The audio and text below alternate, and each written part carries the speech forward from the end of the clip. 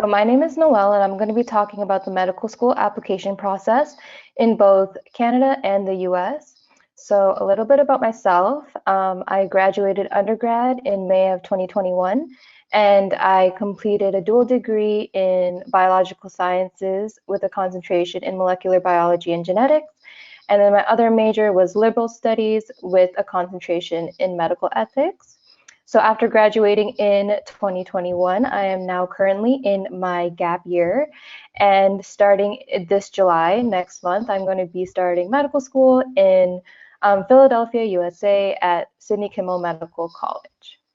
And I'm talking about Canada and the US because I applied through both systems. So I'll first start with the Canadian medical school application process. So there are 17 medical schools in Canada, but I'm only going to be talking about the 6 Ontario medical schools that I have applied to. And these Ontario medical schools are all centralized on one application portal, which is the Ontario Medical School Application System, otherwise known as OMSAS. And this kind of makes applying everything very easy because it's just one application. And in terms of applying to Canadian medical schools, these medical schools really focus on GPA and MCAT score, and the average applying GPA for Canadian medical schools is 3.8. And in terms of MCAT score, each medical school has their different criteria for MCAT scores. Some Canadian medical schools don't require them. Some of them really rely on MCAT scores, but not the whole score, just certain sections. So I'll kind of get into the MCAT process right now. So the MCAT is a standardized multiple choice exam, and it assesses your problem solving, critical thinking, and knowledge of 4 specific sections. So the first section is biological and biochemical foundations, otherwise known as biochem. Then you have the chemical and physical foundations of biology, and that's your chem phys section. And then you have your psychology, sociology, and biological foundations of behavior, and that's your psych soc. And then your last section is the critical analysis and reasoning skills, otherwise known as CARS, often most notorious for being the most difficult section, and this is your reading comprehension. So each section has 59 questions, and the maximum score you can get is a 132. Getting the whole MCAT exam total to be out of 528. So this is the timeline for the Ontario Medical School applications. So in July, applications open, and in October, you have your deadline for all application materials, official transcripts, your autobiographical sketch, which I'll describe later, your personal statement, and your references. And in November is your last date for MCAT score submissions. And then along with MCATs, most Canadian schools require something called a CASPER test. And then in January, after all of your application materials have been submitted, admission offices look over your application and interview offers are extended in January. And the most common interview format for Canadian medical schools is the multiple mini interview.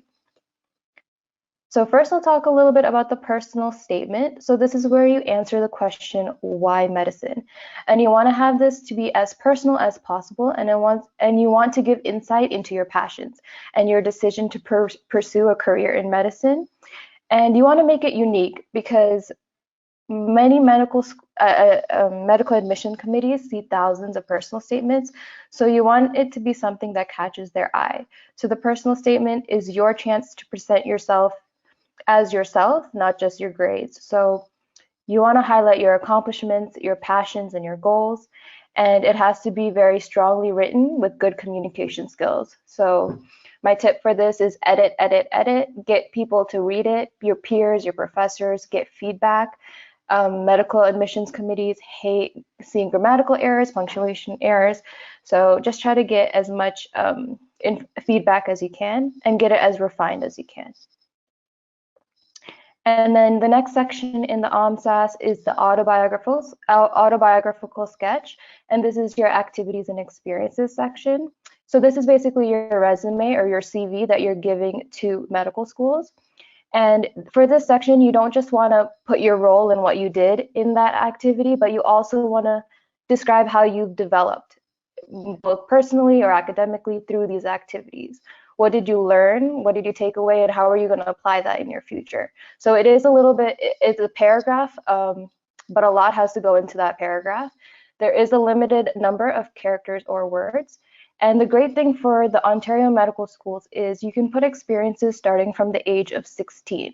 So if you did something in high school that you wanted to highlight for your medical schools to look at, you can do it here. And then the next application component that you need to have done is the references. So your referees could be anyone from professors, faculty members, employers, volunteer coordinators, anyone that you've developed a strong relationship with, because you want them to attest to your strengths, your weaknesses, and your character and your personality. So unlike applying to undergrad and applying to other graduate schools, for OMSAT specifically, your referees have to go into the OMSAT system and they have to answer these 4 set questions. So they're not submitting a letter, they're going into the system and they're submitting responses to these questions. And then along with the MCAT, I mentioned that a lot of Canadian schools use the Casper test. So 12 of the 17 Canadian medical schools need the Casper test, and it's an online situational judgment test. So the situation that you're presented with does not have to be clinical. It's most likely something you would encounter in everyday life, something like working with a group of peers for a school project or going shopping, and it assesses qualities such as empathy, communication skills, and ethics. So the Casper test is structured with 15 situations, and there's first going to be a prompt. It could be either a written prompt or a video prompt, followed by a series of 3 questions based on the scenario that was given. And you have 5 minutes total to write a paragraph response for each of the 3 questions, and these questions usually highlight something personal that happened to you, scenario details, or a specific policy that the scenario kind of called upon. And then in January, after the admissions committee looked over everything and extended you an interview invite, majority of the Ontario medical schools use the multiple mini interview format, otherwise known as MMIs.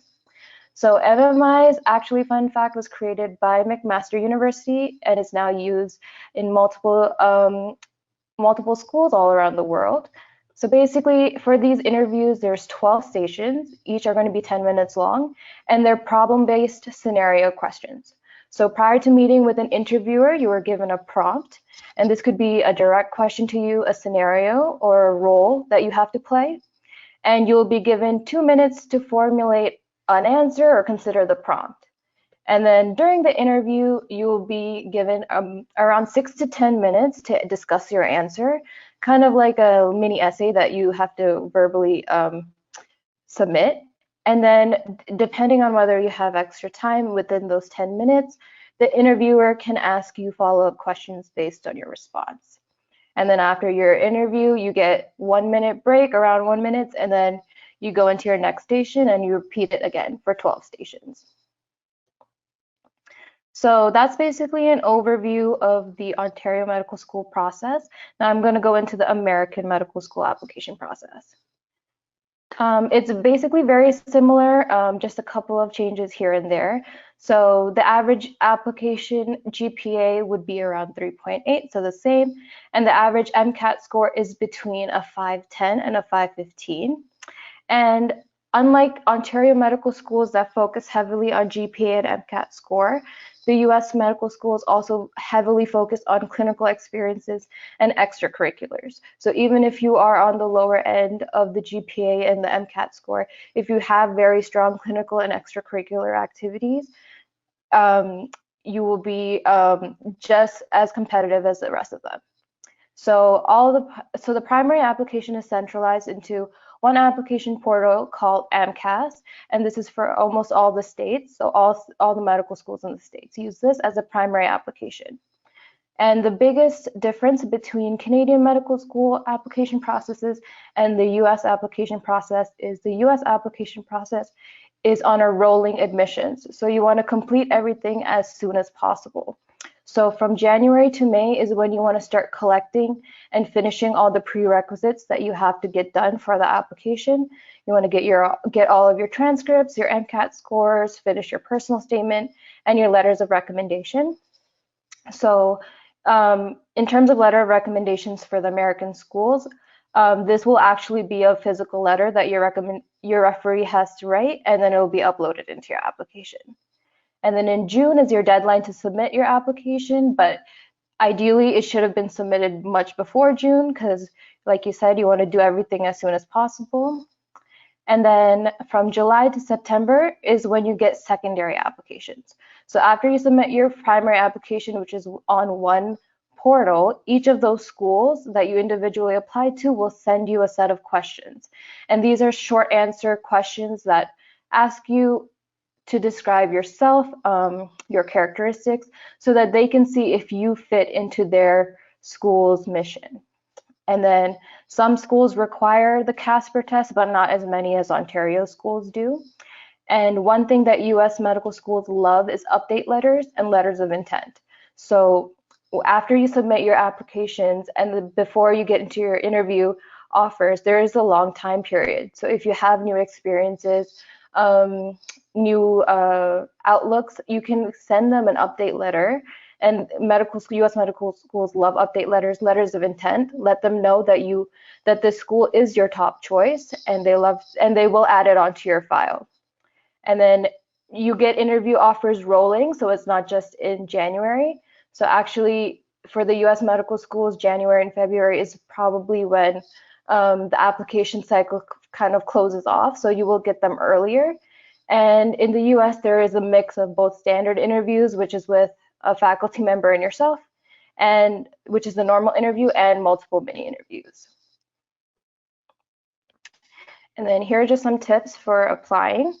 Start planning early, starting the first year of undergrad. If you know that this is what you want to do, definitely start planning early because there is a lot of prerequisites, a lot of courses that you have to take.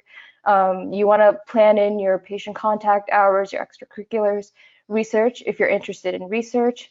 You also have to schedule in when you're going to do your MCAT, how you're going to study for it. So just start planning early. Your plan will change, but at least you have a guideline and goals that you want to fulfill. Then my next tip is get as much patient contact as you can. A lot of medical schools love seeing it. It is actually high in their priority, as many patient contact hours as you can. Then you can learn a lot from it, describe what you learned from it. And especially, I know through COVID, a lot of things, patient contact experiences were closed off, but they are opening up again. So definitely try to prioritize that. My next tip is get experienced people to look over your application and essays. There are a lot of services that you can pay for to do that for you, so that experts can do that for you, or you can get your peers, your professors, faculty members, anyone, as you want your application to be as refined as possible. Then you want to know your answer to why medicine, what are you going to do for diversity, how were you a leader, what did you do for a leadership position. These are all very, very common short answer essays that show up in multiple schools application processes. So just pre-knowing these answers will definitely help. And then do your research and create a list of schools. A lot of schools have different requirements. A lot of schools' missions sometimes fit what you're looking for in a medical school. Some of them don't. So definitely do your research. There is a load of information online that will help you do that. Then interview prep is very important. Like I said, there are programs that you can pay for to help you interview prep, especially if you are doing an MMI. Those can be very jarring, and some people just don't know how to approach interviewing prep for that. So definitely get people that know how to do it to help you. And then ask for guidance and help. And then my last tip would be flexible. It doesn't matter what type of graduate school you're applying to, plans change. So just don't let obstacles deter you. Keep your goal in mind. And that's about it. Thank you.